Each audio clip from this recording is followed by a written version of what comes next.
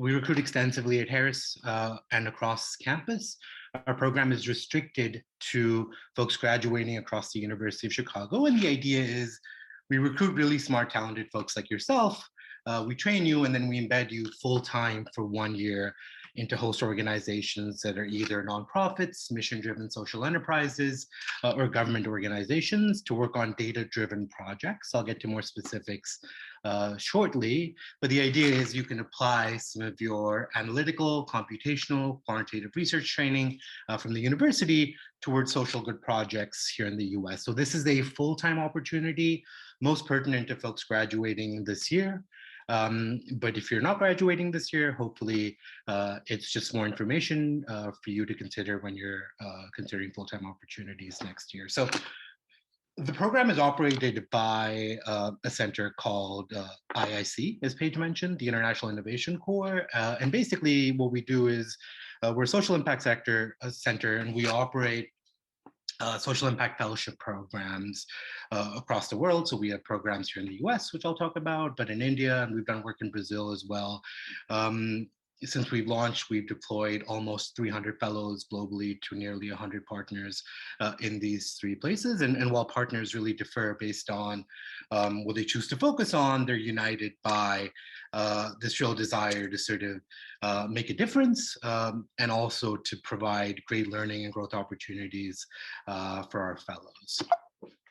The Applied Data Fellowship specifically grew out of several conversations we had with partners where what we'd realize is sort of folks in the social impact space, government space, they really sort of wanted to increase their data-driven decision-making and increase their internal investments in terms of in-house data analysis, quantitative research capabilities, which is fantastic.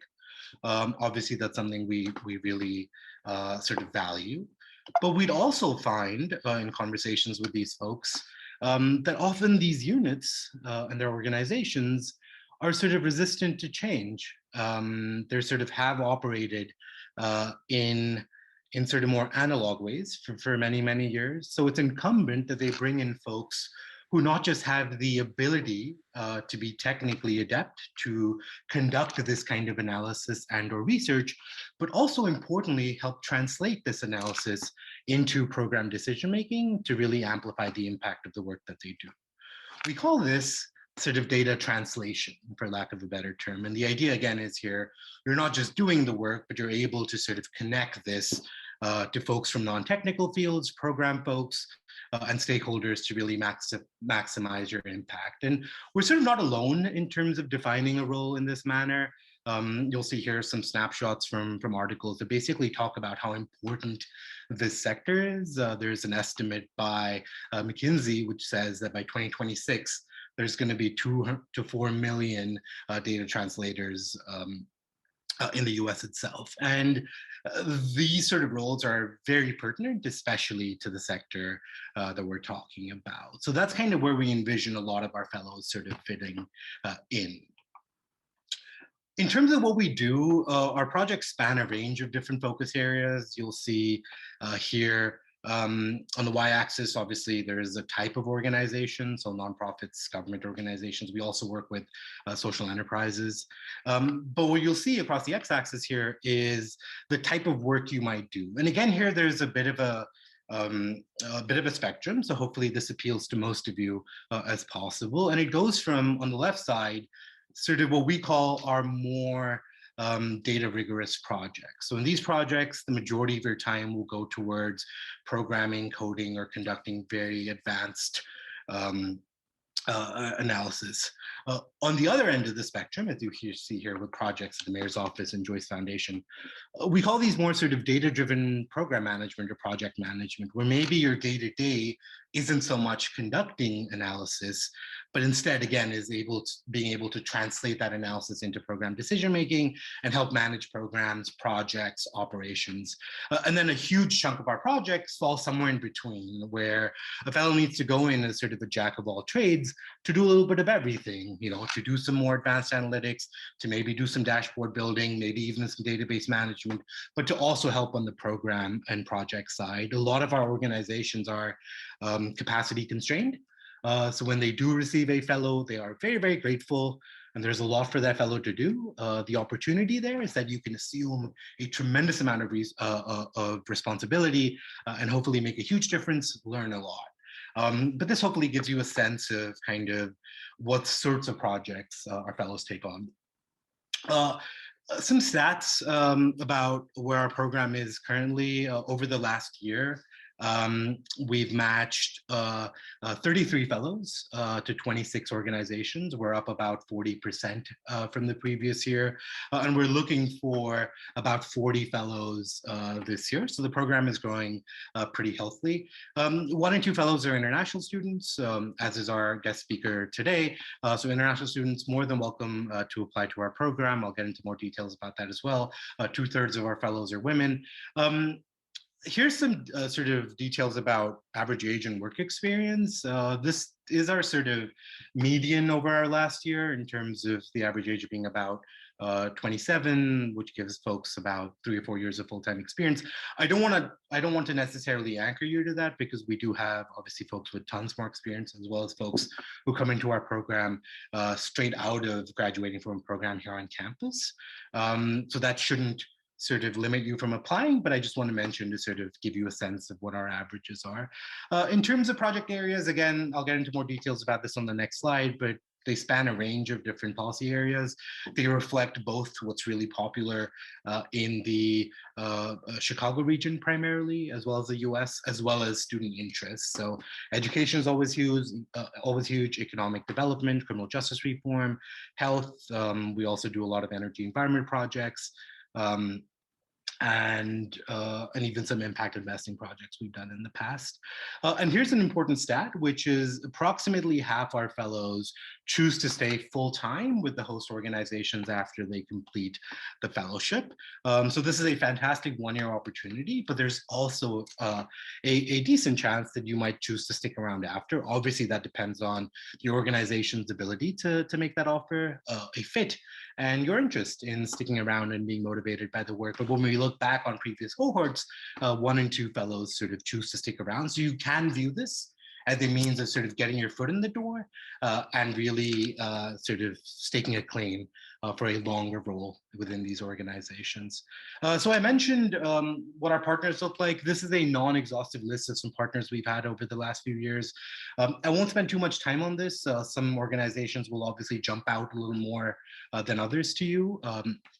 But I just wanted to give you a sense of how they span a range of different focus areas, education and health, economic development being some of our most common project partners, but we also have partners in many other areas. And as you'll see here, again, government, nonprofits, mission-driven social enterprises, a decent mix there as well. So that's sort of the program in a nutshell. I'll get to in the next couple of slides about what we're looking for and how you can apply. And then we'll pause for some questions about the program in general. We'll then hand over to a current fellow who's very graciously made time to join us today, Nilanjana, who's a recent Harris MPP grad. And she's working at a fantastic organization, Kids First, and she'll talk a little bit more about her project. And then we'll pause for questions again after her presentation, where you can ask her questions or me. And as always, you can put questions into the chat as well. I can't see the chat, so I'm not sure if you're doing that already, but please feel free to continue doing so if you are. So what we're looking for approximately 40 applied data fellows. Obviously, this is subject to change. If we see a lot of interest from project partners, the summer might go higher, but based on our growth over the last few years, that's our best estimate.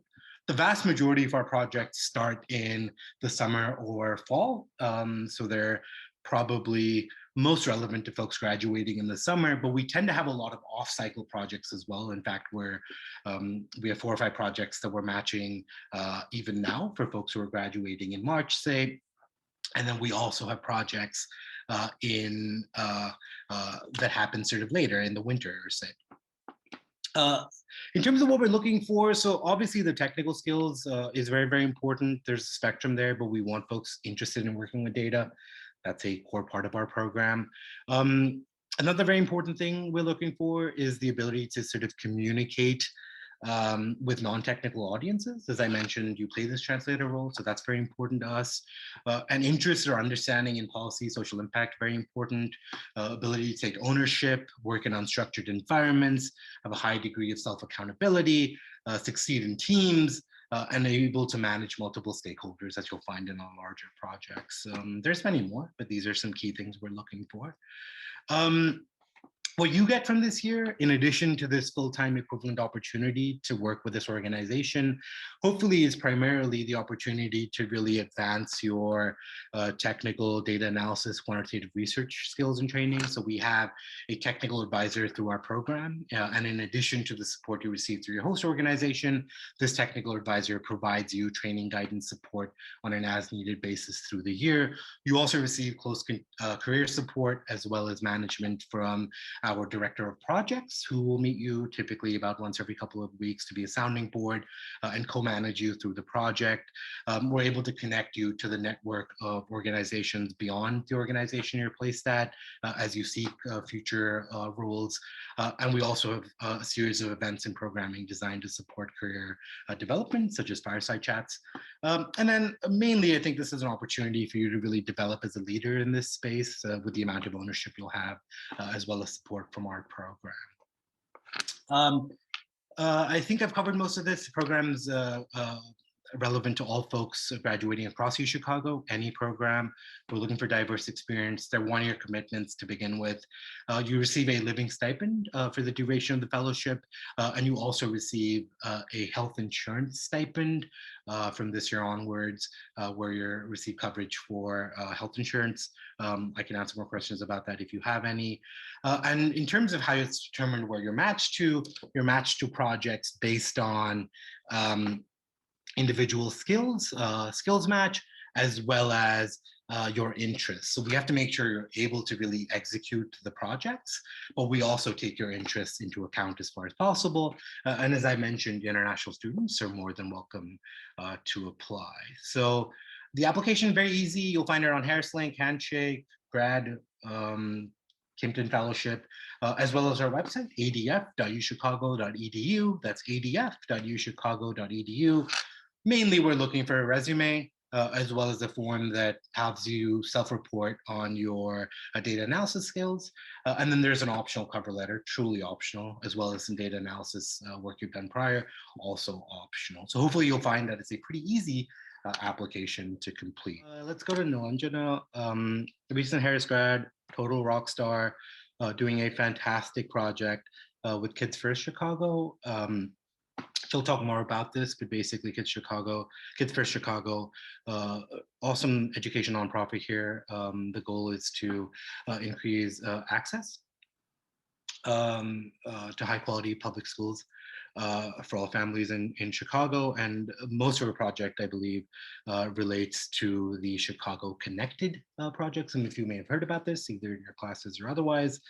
It's a program with a goal to provide free high-speed internet services to CPS students and their households, obviously more pertinent than ever. So I'll hand over to Nilanjana. We'll talk a little bit about her work for the next 5 or 10 minutes or so, and then we will pause again for questions that you may have for her about her experience, as well as about the program in general. So I'll put myself on mute, and Nilanjana, over to you. Okay, thank you so much, Kunal. This is bringing a flashback from 2 years ago, because I remember attending the recruitment event in my first year. I always found that, the fellowship was a really cool opportunity, and I'm happy to say that it is one of the most fruitful projects I've done. I do fit exactly at the, median age and years of experience profile. So I did come with 4 years in the private sector, and I worked in the oil and gas industry, so highly structured, highly bureaucratic. Experience before coming to Harris. I did an MPP. I did a lot of coursework in international development. And I was, I also got exposed to a lot of urban governance stuff because of the research work I was doing. And coming into Kids First, there were a lot of, firsts in my project. I had never worked in the education sector before, so that was wholly new. But on the other hand, there's also a lot of things that I felt like it just fit the gap that the organization had. And part of it was data-driven decision making, and part of it was project management in a domain that has a huge number of stakeholders. And that goes from funders to government, to the city government, mayor's office, to CPS, and to 35 community organizations that we had to manage, that we are managing, that do work on the ground. So grassroots outreach to families to let them know about the project. So from that early description, my intent is to demonstrate like just how broad the project goes.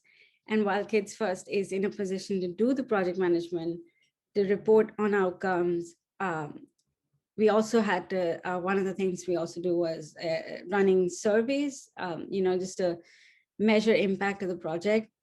So there's breadth to it. And there's also, I guess, the need for niche skills that really fit the description of an applied data fellow. Our policy shop is pretty small. We're just like 2 people and growing, and the CEO is very, very hands-on. So most of my meetings, that was also something of a first for me, coming from a like massive bureaucracy before. I think I'm learning how to work with a CEO that's hands-on and not doesn't need you to give him 5 pages Unless of an there's something in the executive chat, summary of Peggy. all the things you're doing.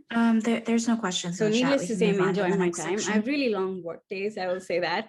And that is only because as an organization of only 15 people, you are capacity constrained. There's a lot that you have to get done.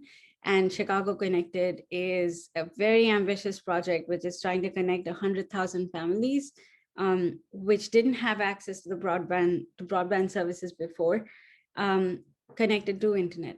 And the reason education comes into play is these families mostly are CPS families, and all free/reduced lunch kids are eligible for the program. So I guess the challenge for me personally, not challenge so much as the work I do day to day, has many different angles. There's some of it that's like deep data analysis, dashboarding, running surveys. And then there's another part, which is more project management, but it also involves structuring information for different partners. So not only do I have complete ownership of almost all of the data that we have on the project, how it's going, how many families are connected, where they live, what sort of families are we connecting in the program, what has their experience been, but it is to present all of that information in ways that can influence decision making. So an example would be recently, so our partners, Comcast and RCN, they are the ones that are giving the internet service to families.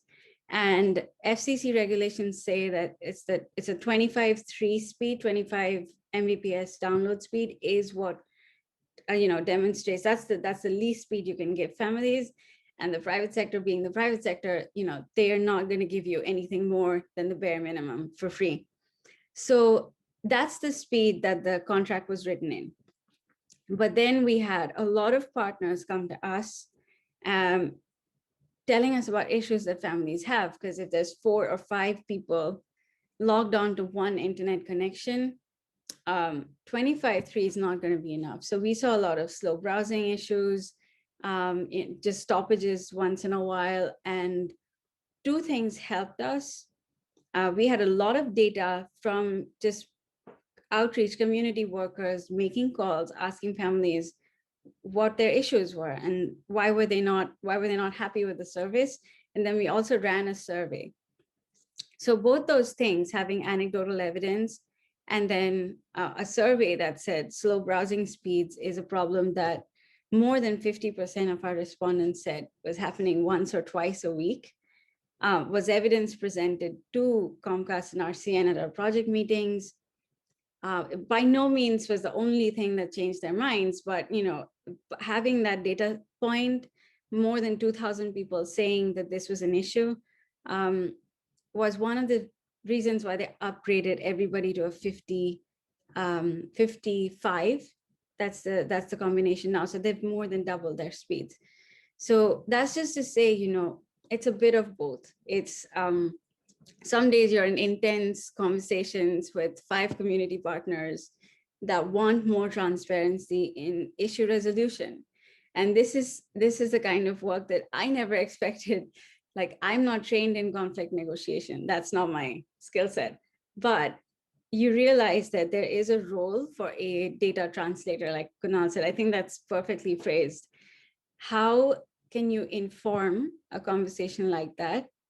And in some ways, having a single source of truth brings conflicting parties onto the same table. And it's a starting point to say, okay, here's what the reality looks like. If we assume positive intent, can we then work together instead of like having a beef over, whether Comcast is hiding data from us?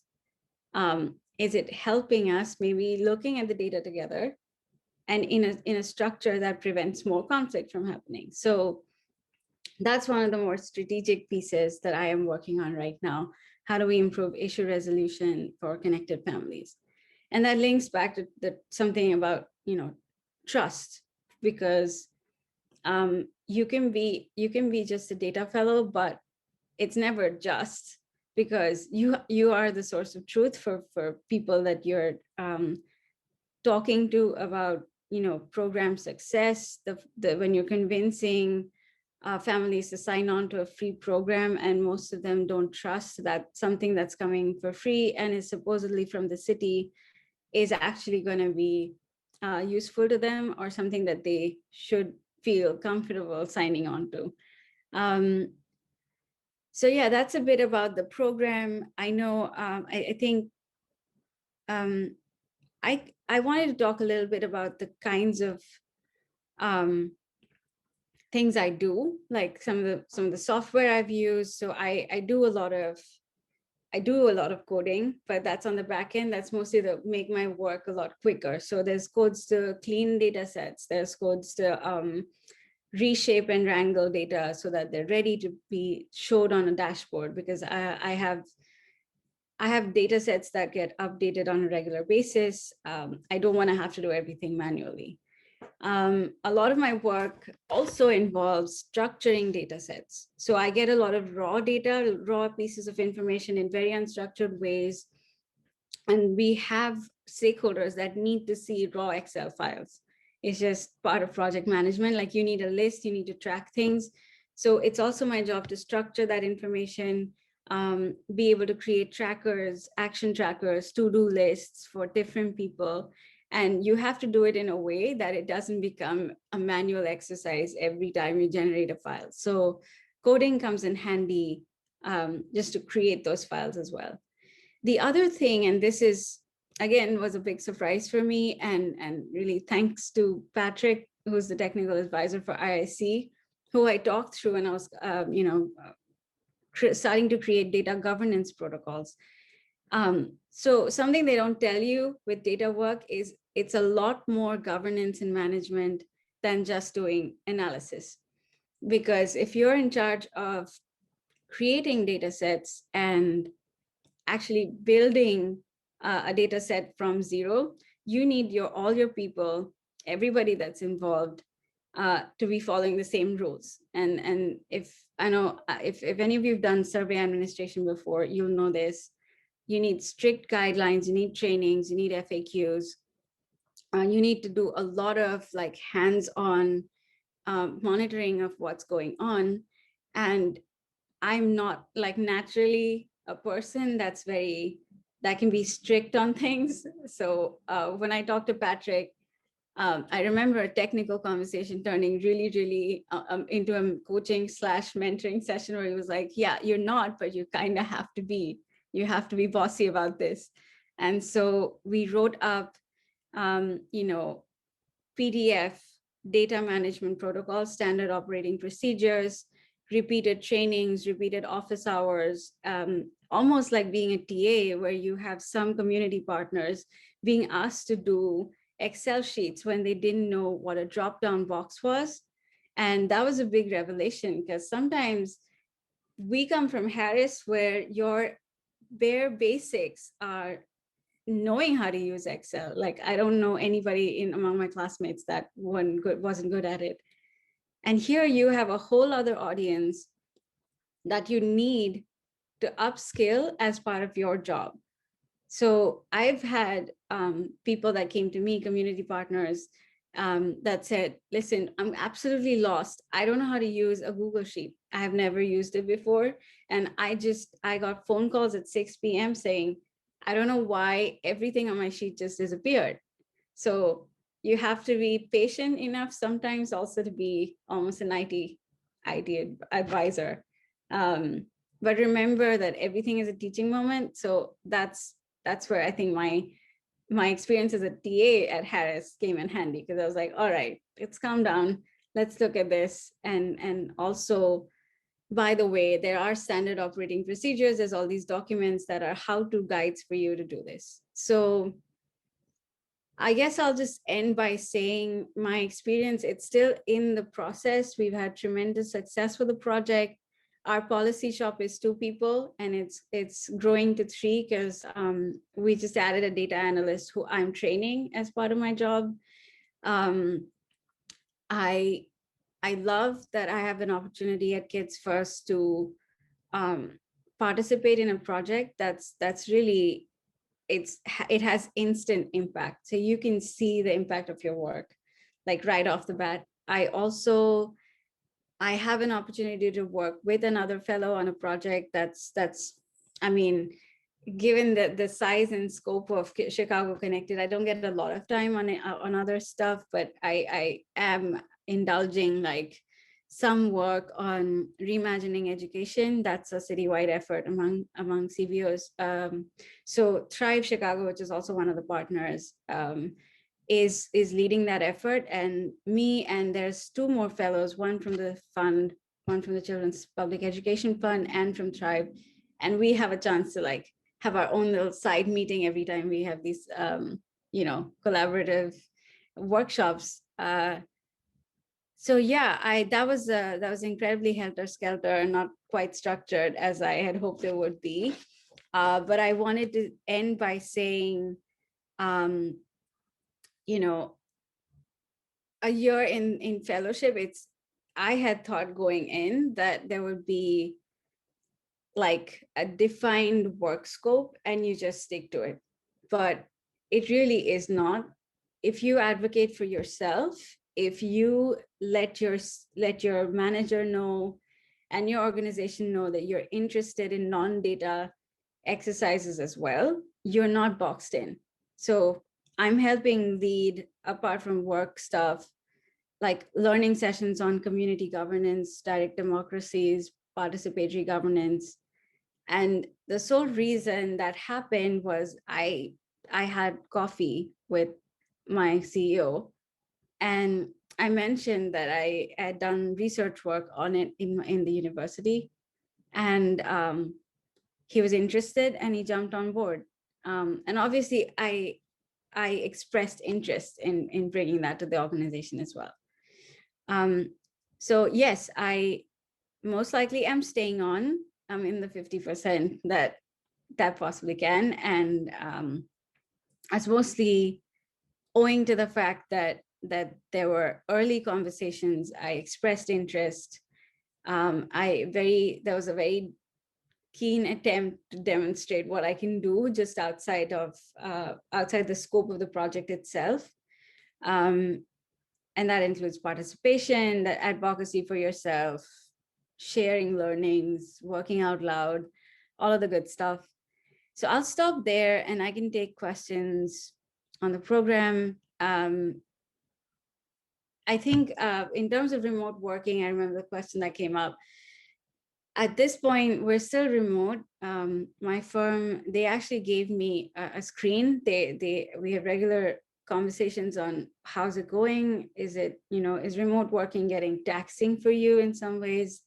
because they do have a flexibility in letting people come back to the office once in a while, just in case you're having a really bad day and you need access to like an office environment. But it's not mandated. So we don't know where we're going. We're still in a holding pattern on that front. Awesome. Thank you so much, Nilanjana. As I said, doing some really fantastic work. And that's just a small flavor, I think, of all the great things she's been able to do on the project. We'll pause for questions. I can't see the, oh, I can pull up the chat. Is there anything in there? I don't believe so. I think There are no in, questions yet, but I just wanted to emphasize something that Nilanjana said, and Nilanjana, thank you so much, is one of the questions that I often get when we're interviewing fellows is what sort of person do we see succeeding really well in the fellowship? And what Nilanjana said is about being driven, ambitious, very intentional in how you spend your time in the fellowship are the people who extract the most value out of it, whether that means they get a full-time offer or whether that means they land in exactly the next role that they want to. So one of the things that I make the fellows do throughout the year is just think about where they'd like to go next, reflect that into what roles and responsibilities that next position would require, what skills would that require. And then when we have our conversations either collectively with their supervisor or if they have a good enough relationship with their supervisor, as Nilanjana clearly does, to advocate for that. You know, it could be something as simple as I would require leading a small team project. Like you could carve out one particular function within the project that you're seeing that you oversee and own completely. It could be that you need more experience with dashboards and you need to, acquire more skills with Power BI, whatever it is. But the your experience in the fellowship will be driven by you. We are here to support you and advise you as best as we can. awesome. Yeah. Thank you for sharing. I see another question in the chat. Can you apply to the fellowship if you have no experience with quantitative data software? We get this a lot. Thank you, Fosca, for the question. The short answer is yes. And again, it's because we have this spectrum of project types that you'll see here. So Nilanjana's project very much falls in probably the middle category, leaning towards a little bit the data analysis side. But we have some projects that are 100% just the project management, program management side. What we do need as a non-negotiable is a belief in the importance of working with data and an interest in data work. But we don't necessarily, not all our roles require our fellows to be coders, programmers themselves. You'll get placed across the spectrum based on your interests, but also based on your prior experience, skill level. So short answer, as long as you have some interest in data or evidence-based decision making, you're more than welcome to apply. And I'm going to jump onto that question. As the slide demonstrates, very extremely new. So what data analyst means to one is different from another. And Nilanjan also kind of hinted at it, that there are some organizations that are much lower capacity than others. So we do have a lot of projects that require more project management and program management. And when Kunal says that, we require you to have an interest in data, it could be something as simple as just being highly skilled with Excel, having some sort of basic statistical training so that you can at least produce descriptive statistics. Not every organization needs machine learning predictive modeling, right? Like let's be honest, even the largest private sector enterprises are struggling to figure out whether they need the investments in like high skill data that they've made. So a lot of the work that we do is with organizations with different types of needs. So when we say data, I wanted to put you off thinking that we're looking for, some machine learning guru. We're looking for people with a range of different skills. And I will emphasize this. One of the most valuable skills that we see over and over again, irrespective of whether you're a coder or you're a program manager, is your ability to communicate and manage expectations with different stakeholders. And that's a soft skill. You're not this. That's something that you just have to learn through maturity and engaging with different types of situations. Can I second that, Neha? I do want to say one of the most undervalued skills is knowing how to structure Excel sheets and work with them. And secondly, how do you go from elaborate data projects to making decisions with them? Because sometimes as a policy fellow, especially, you're going to be asked, so what does this mean? There's this paper and here's this paper. I don't know what to do with it. It sounds amazing. It sounds really sophisticated, but I don't know what to do with what I'm seeing in it. So it's your job then as a policy analyst to say, okay, here's how we apply what's in the paper in real life context. So that's what you're learning at Harris.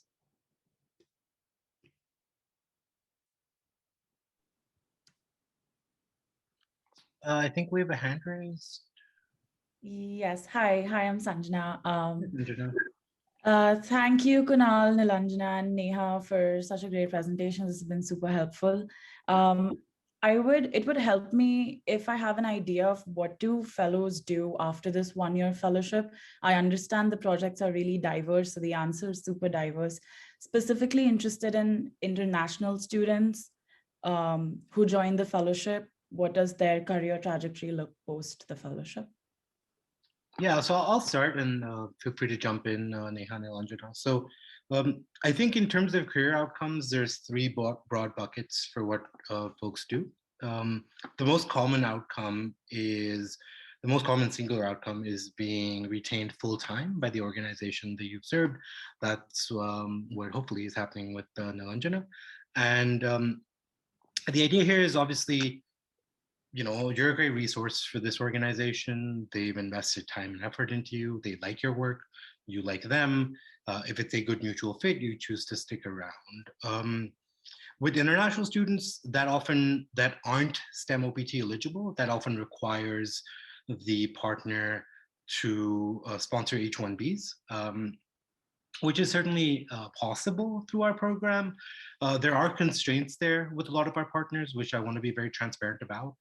It's not very common in this space to be sponsoring H-1Bs, but a handful of our fellows have that experience every year. Nilanjana would be one as well. But folks that have STEM OPT extensions, which a lot of programs now do, it's much easier for partners to then choose to retain you on a sort of full-time basis, at least for another couple of years before punting the H-1B decision down the line. So even if we look at international students, I think retention at the host org is still the most common outcome. The second set, broadly defined, is to use this as a sort of springboard to do something else. So a lot of our fellows are transitioning either one of geographies, industries, or functions through our program. So what this program allows you to do is to build evidence and really demonstrate to future employers just how awesome you are and just how much you can succeed in this space. Be that, you might be coming from a country and have experience not in the US, so this gives you domestic experience. You might be coming from a sector outside the social impact space, maybe the private sector like Nilanjana does. It gives you the opportunity to demonstrate your ability to succeed in this space. And you might be coming from a function that's non-data related. So it again gives you the opportunity to gain more, to develop more evidence in this regard. In this bucket, people go on to do a range of different things: government organizations, foundations, policy organizations, private sector as well. And then the last bucket is sort of more going back to school, I guess we'll call it. So folks go back to get their PhDs. This is the third most common outcome. Most folks, after they complete a master's degree program, as most of our fellows do, don't really want to go back to school, but some folks do. They really like hanging around Hyde Park and U Chicago. So we do have that as well. So those are the three buckets. Stick around, use this as a sort of platform to do something else in this space or otherwise, and then go back to school. Anything that I missed, Neha? You have a follow-up question? No, this was really helpful. Yes. Oh, okay. The hand came up again.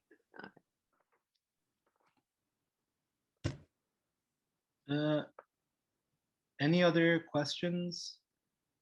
Raise those virtual hands, get in the chat. I know it's early.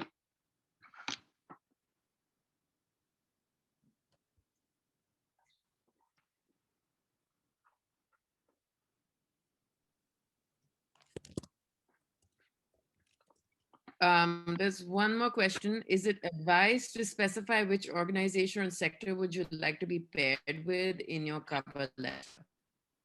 I'll let Kunal answer this eventually, but I'll just say that I would, you can express your interest in an organization or a sector. I think limiting yourself to one organization would limit yourself to the possibilities that we can open up for you.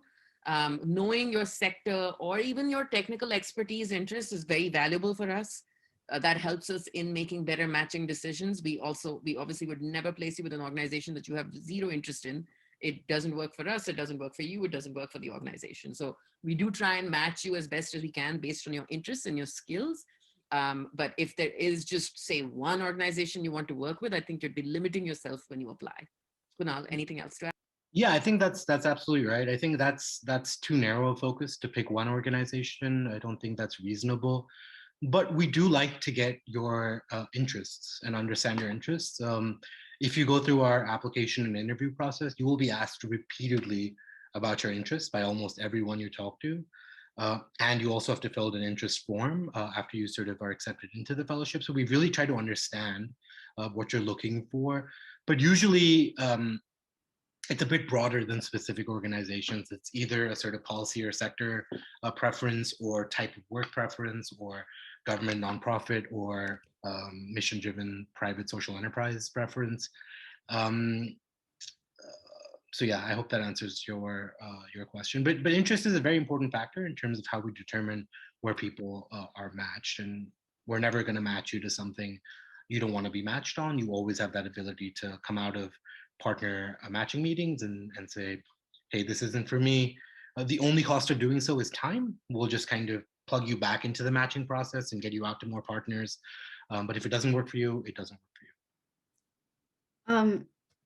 Kunal, is it appropriate to share an anecdote from my interview as well? So Yeah. obviously No spoilers though. Might be no spoilers.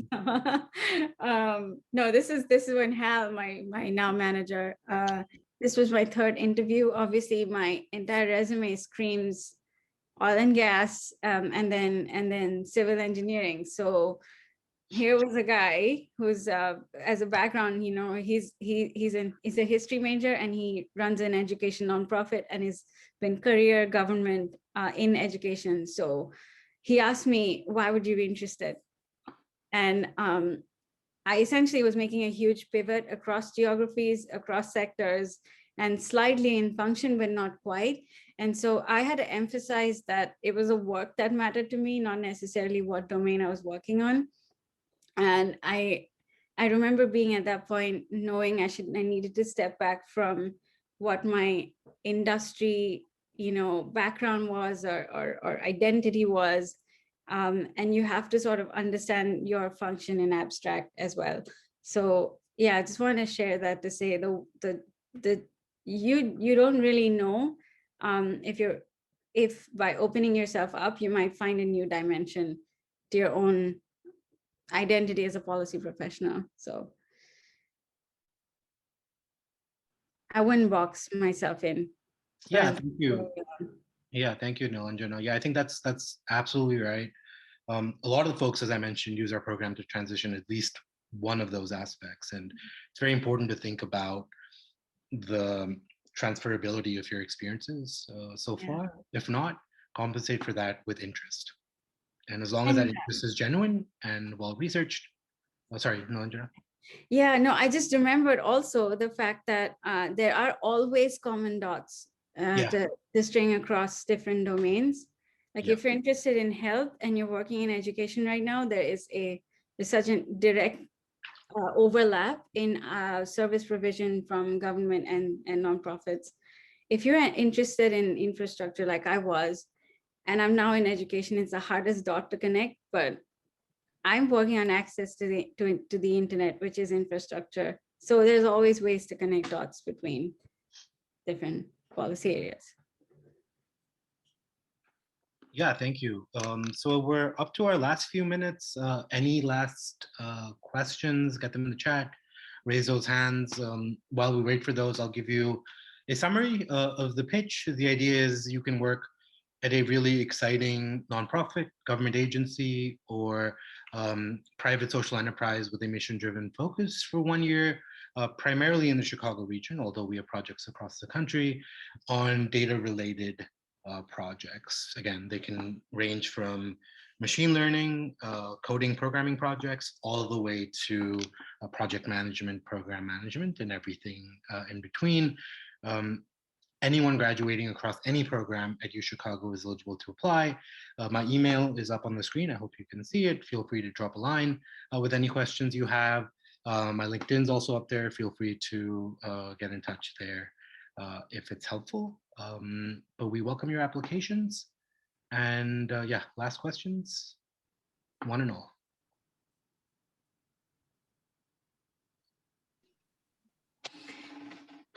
Kunal, is there a best time that people should start applying? Since we Great do question. Yeah, that sounds like Peggy. Hi, Peggy.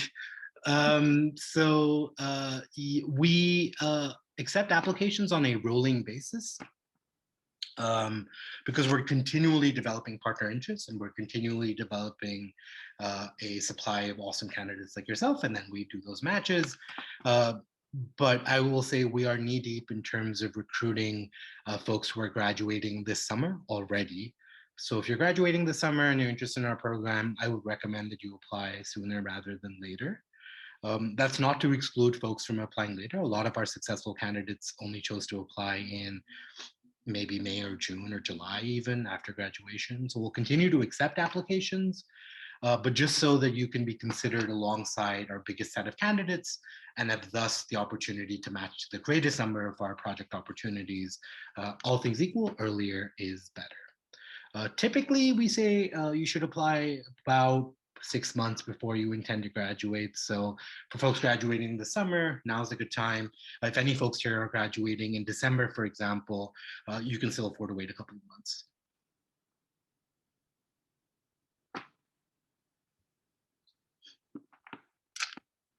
Awesome. So I don't believe there's other questions. If there are, please don't hesitate to get in touch, email us, connect with us on LinkedIn. And thank you all for your time this morning. All the very best for the rest of your quarter. And we hope to receive your applications soon. Thank you. Have a nice day.